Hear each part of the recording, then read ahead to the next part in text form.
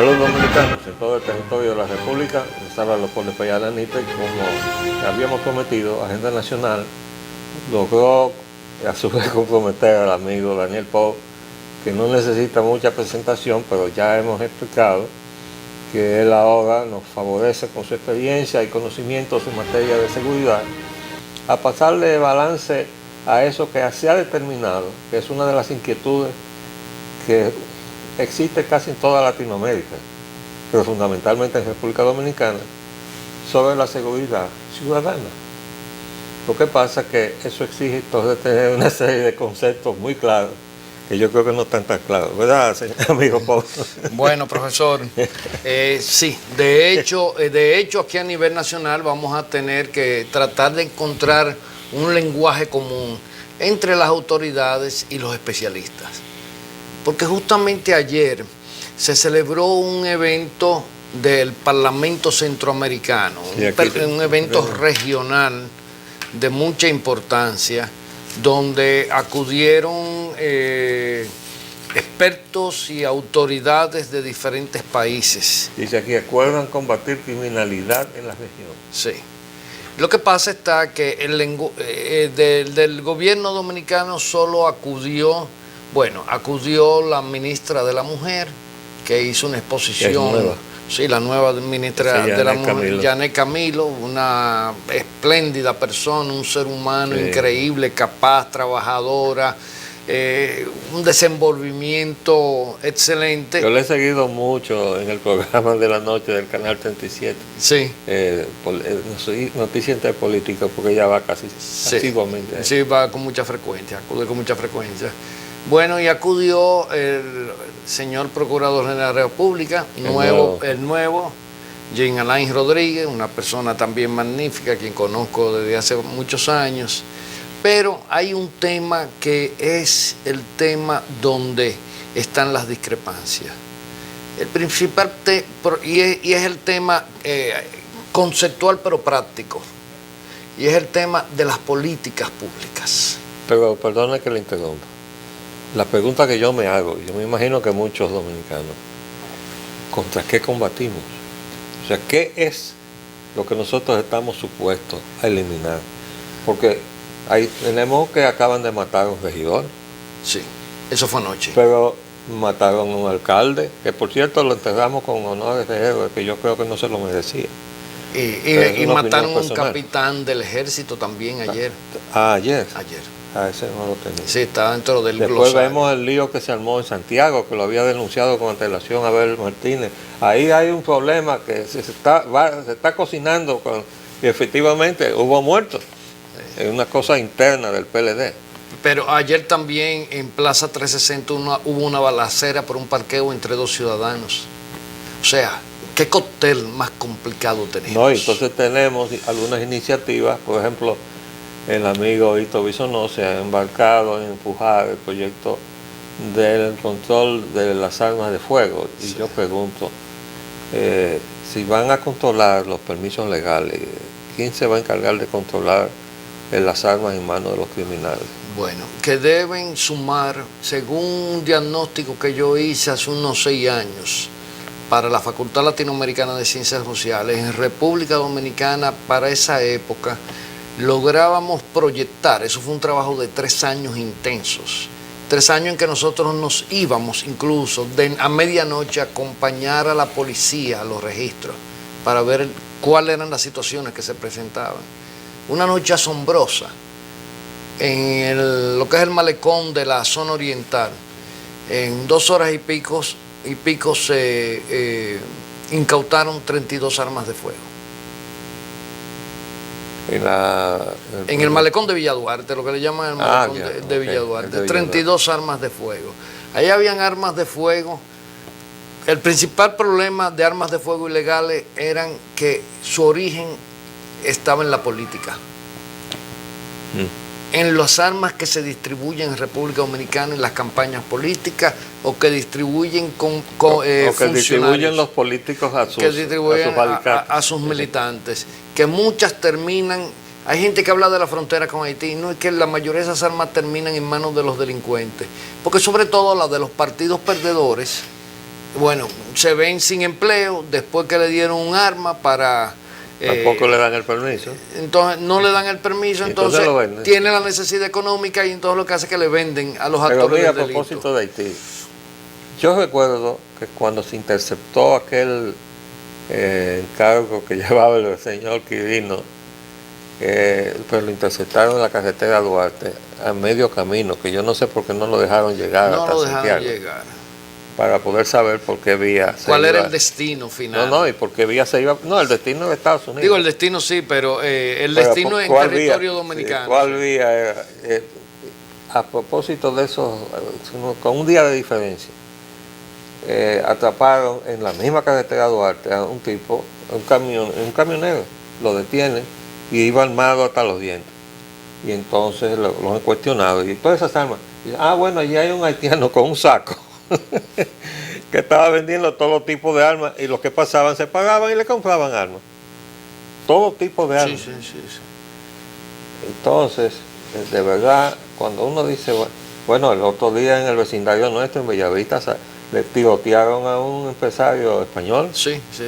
Y a uno que estaba caminando le robaron un Rolex que valía como, no recuerdo cuántos miles de millones de dólares. Pero andar aquí por la calle con un Rolex es una locura. Es una invitación. Sí, una invitación, realmente. Por eso yo digo, ¿cuál es el problema que tenemos que resolver los dominicanos cuando pedimos seguridad? Mire, nosotros tenemos dos problemas. Nosotros tenemos el problema de la inseguridad ciudadana, o sea, inseguridad causada por los agentes criminales. Pero nosotros tenemos un problema. Pero que tiene distintas categorías. Puede ser un robo simple. Un robo de eso de cuando. Sacarle el bolso a la mujer. Pero también el crimen organizado. O darle un tiro también a alguien. O del crimen organizado. Bueno, aquí hay muchas modalidades criminales que se practican. Una es el atraco, el otro en espacio público, que es el más frecuente de todas las cifras de los ilícitos penales cometidos. A mí se me quedó en el carro las estadísticas, pero en el próximo programa... Y que eso quizás es lo que más inquieta a la población. Sí. Ese delito. Pero también existe el asalto en casa de familia, casa habitada. Sí. Que eso es bastante frecuente, más de lo que nos imaginamos. Y muchos no son reportados a la policía. Y viene de muy atrás. Correcto. Porque lo conozco por un asunto que pasó en una familia de mi esposa, que en paz descanse, sí, que los asaltaron en su casa. Es un empresario que tiene un nombre aquí. Bueno, lo mismo sucedió en la casa de mi ex esposa, la madre de mis hijas, donde un comando se tomó posesión de la casa. El padre de mi esposa, en Santiago, era empresario, lamentablemente ella falleció, y en un momento ellos duraron 2 horas secuestrados dentro de la casa, porque ellos consideraban, ¿verdad?, esa mentalidad de gente que no tiene mucho acierto, que cuando ellos cerraban los negocios se llevaban el dinero para la casa, sí, no que lo mandaban a depositar a bancos. Sí.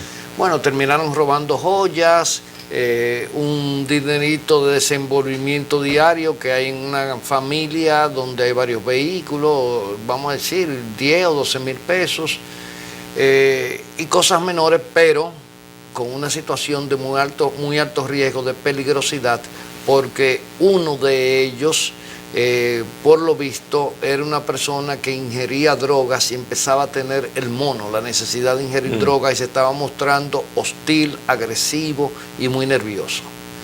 Y entonces, pero eso es uno de los casos. Pero cuando tomamos las estadísticas, y ayer el auditorio donde estaban muchos expertos latinoamericanos sobre el tema de la seguridad, le llamó mucho la atención que en República Dominicana los homicidios que se producen producto de las desavenencias sociales casi son el doble de las que se producen por actos delictivos.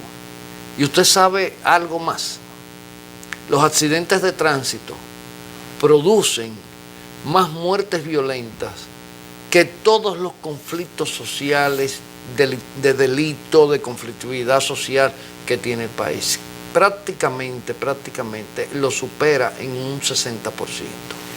Accidentes de tránsito. Por simple desobediencia de las reglas del tránsito. Sí, entonces cuando usted suma accidentes de tránsito, violencia intrasocial violencia delictiva. Esa es intrafamiliar, Sí. social. Y violencia delictiva. ¿Usted sabe cuál es nuestra tasa de muertes violentas anuales? Por lo menos para el 2015. 46 muertes violentas por cada 100.000 habitantes. Porque por ahí yo vi una estadística que era un poquito mayor que esa también.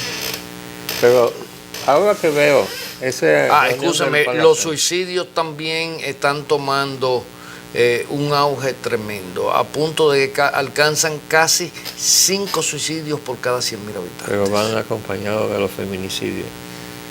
Lo que pasa está que los feminicidios se tratan aparte y el suicidio se trata aparte. Sí, pero... Están muchas veces, van de la mano con los feminicidios. Y ya no tan solo con los feminicidios, porque en los últimos casos se ha añadido una modalidad que era nunca vista, y es que el feminicida mata a la esposa, mata a los hijos, mata a los parientes y después se mata a él. ¿Es por eso? Sí.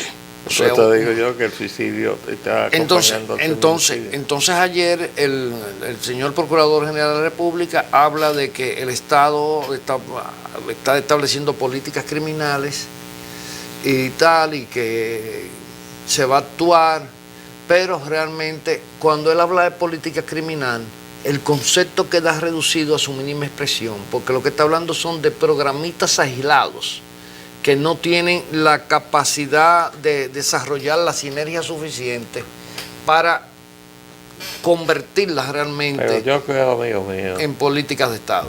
Que y esto no es solamente en el ámbito de la seguridad ciudadana. Sí. Yo que toco una serie de otros temas, Sí. me doy cuenta que no lo podemos resolver, porque no tenemos claro qué es lo que tenemos que resolver. No lo tenemos. Y si no tenemos claro contra qué luchamos y qué tenemos que resolver, nunca lo vamos a resolver. No, correcto. Mire, el proyecto que ahora ha creado un poco de alarma, porque se ha tratado o se ha decidido implementarlo tal y como estaba concebido. Me refiero al Ministerio de Energía y Minas. Sí. Cuando se aprobó, se le quitaron la mitad de las facultades. Y yo le puedo hablar con conciencia de eso porque ese proyecto lo hice yo en el Instituto de Energía de la UAS, en colaboración con el ingeniero Moreno, José Luis Moreno. Moreno San Juan. Que es la persona que más conoce en lo técnico el problema eléctrico del país. Pero yo me di cuenta que el problema básico, por lo que no se recuadraban las cuentas que él hacía, era porque faltaba la entidad administrativa del proceso y de políticas. ¿Por qué? Porque se había eliminado eso y se había sustituido por una repartidera. Quédate tú con esta parte del negocio, quédate tú con esta. Y no había una anarquía total. Sí. Digo, no, entonces preparé el proyecto. Pero escúcheme, arquitecto, esa es la visión de compartimentos estancos que tienen sobre el Estado Dominicano, donde solamente se utilizan esos compartimentos para distribuir. Bueno, es lo que para hicieron, la repartidera. Con lo que hicieron con el Gran Santo Domingo, sí. Que hay una serie de municipios que no dialogan unos con otros y nunca puede haber una solución de nada. De nada. Pero ese proyecto entonces lo presentó la universidad cuando se instaló el gobierno de Danilo Medina como una colaboración al gobierno para que se resolviera el problema eléctrico. Uh-huh. Y yo tuve la oportunidad de encontrarme aquí precisamente con la entrevista que le iban a hacer los amigos que nos siguen, a Tony Isa, y yo le dije, ¿usted conoce el proyecto en su forma original? Me dijo, no. Digo, pues mírelo aquí, y se lo entregué. Eso en eso él cayó enfermo y se fue, pero cuando volvió parece que pudo convencer en el Palacio que no iba a haber solución del problema eléctrico si no se hacía el proyecto completo, que ya lo tenía. La visión íntegra.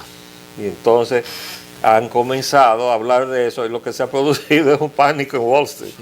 O sea, todo el que había tocado un pedazo de la repartidera, no, ese supo el ministerio, no lo puede hacer. Lo que ellos no saben es que ese fue el proyecto original. Correcto. Y ese es el que puede resolver el problema eléctrico. Sí, sí, estuve hablando sobre eso con un colega de programa, del programa que nosotros tenemos en la noche, en Bajo Techo TV, Canal 36, el ingeniero geólogo Osiris de León. Sí, Osiris, sí. Con Osiris estuvimos hablando y entonces, bueno, resulta que en el proyecto que había original se integraba CDE, se integraba todo, entonces quisieron hacer un capítulo de un compás de espera de 5 años. Lo desmantelaron. Sí, Mire, ¿usted sabe cuál es la pieza más importante que le quitaron? ¿Cuál? La Corporación Petrolera Energética Dominicana, 100% del Estado, donde se concentraba todas las importaciones energéticos de la nación para hacer una sola negociación con precios, porque eso de estar cambiando los precios toda la semana, todo eso es un absurdo. Nosotros no compramos combustible toda la semana. Toda la semana. Nosotros negociamos por 3 meses o por 6 meses y el precio que se negoció es el que tiene que permanecer durante todo el periodo en que esa existencia existe. Es el que debe primar durante Entonces, el periodo. nada de eso. Hay un desastre en la cuestión de energía y esa corporación se le quitó. Ese era el brazo de ejecución de las políticas. Sí. Y controlaba entonces, pero iba más lejos. Como capitalizaba, había un margen que quedaba por la distribución entonces a los demás agentes que se respetaban. Creaba un capital para el Estado que le iba a permitir entonces iniciar las prospecciones mineras energéticas de la nación. Y entonces, porque hasta ahora esas potencialidades que sabemos que las tenemos están a expensas de que aparezca alguien que quiera venir a hacer esa exploración, a invertir. Entonces tenemos que otorgarle una concesión. Otorgamos la concesión porque no tenemos la decisión propia de buscarla por nuestros propios medios y contratar a quien haya que contratar. Y de crear las iniciativas para hacer... Y contratar a quien sea necesario contratar para la tecnología que se necesita. Correcto, sí. Entonces, eso se lo quitaron también. Sí, definitivamente aquí. Pero usted que hablaba hace un ratito de el proyecto de ley de armas de fuego de Hito Bisonó, que se pasó 8 años en el Congreso Nacional, mucha gente piensa, bueno, a mí me dijo un diputado, no es que le estamos haciendo aportes, pero resulta que en el Congreso nadie tiene capacidad de hacerle aportes. Porque yo conocí el proyecto cuando el diputado Bisonó lo iba a presentar, él me lo llevó a mí para que lo revisara y yo lo compartí hasta con amigos extranjeros. Se le hicieron unas cuantas adecuaciones. Y las mentes lúcidas y brillantes de los honorables duraron 8 años tratando de no lastimar ni con el pétalo de una rosa a los comerciantes de armas y a los que eran casi todos de las Fuerzas Armadas, sí, que a lo último, ya desesperados, decidieron importar armas a través de la superintendencia del ejército y hablan de que introdujeron 32 pistolas. Yo tengo entendido que ahí, y lo sé de fuente bastante fidedigna, que ahí se colaron cantidad de armas cortas y largas y que se fueron vendidas de manera indiscriminada en el mercado nacional. Mire, otro tema que no quiero que se nos escape antes de que se nos termine el tiempo. Nosotros importamos también una delincuencia organizada que nos ha permitido tener, que veo que ya, no sé por qué, después de tener la impunidad que le da el Código Procesal Penal, los han rescatado. Los actores del sistema. Los hermanos Buitrago que estaban ahí en San Cristóbal. Sí. Y ya le metieron cárcel, pero estaban sueltos y disponiendo y vivando y tornando con toda libertad. Y veo que a cada rato aparece un grupo de extranjeros que han venido a importar ciertas prácticas sofisticadas del delito. Modalidades sofisticadas delictivas, sí.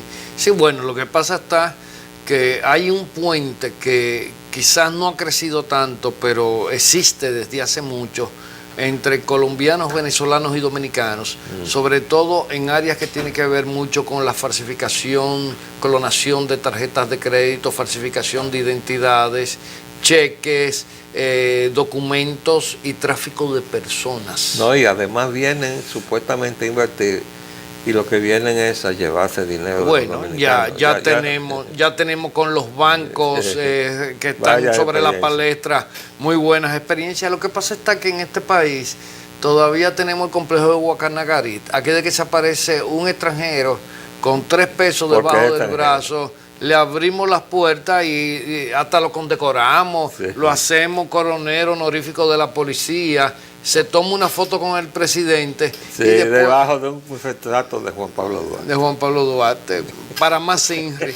Bueno, arquitecto, esto es difícil. Sí, es muy difícil. Yo le digo, mire, este programa está a su disposición, porque Muchas yo sé que el gracias. tema es muy extenso. Sí. Pero yo tengo la aspiración de que saquemos algunas ideas, que se las podamos pasar más que nada, porque yo sé que usted bueno, usted participaba aquí en lo del Palacén y tiene pues la buena prueba de los organismos que están llamados a formular ahí en el Congreso, de escucharle. Pero yo quiero que nos entiendan y nos escuchen los dominicanos. Porque esa es la falta de entendimiento de cuál es el problema y de cómo tenemos o debemos manejarlo.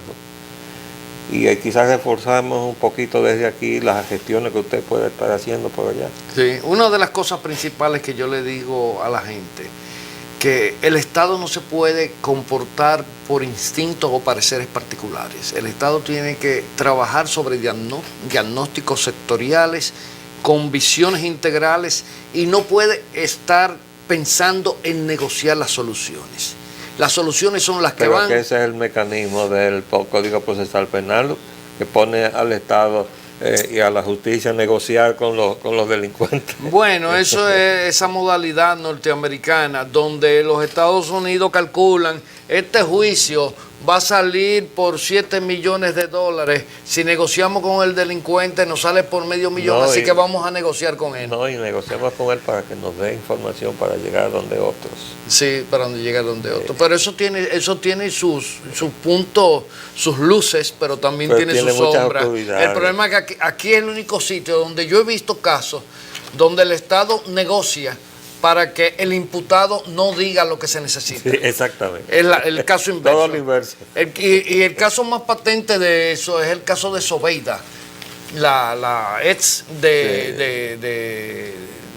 del delincuente puertorriqueño, Sí, narcotraficante, de Figueroa Agosto, que cada vez que a ella la querían presionar en el tribunal, amenazaba con hablar, Con e decir inmediatamente algo. el Ministerio Público retiraba Sí, la presión. Porque querían proteger a los. Querían proteger a los innombrables.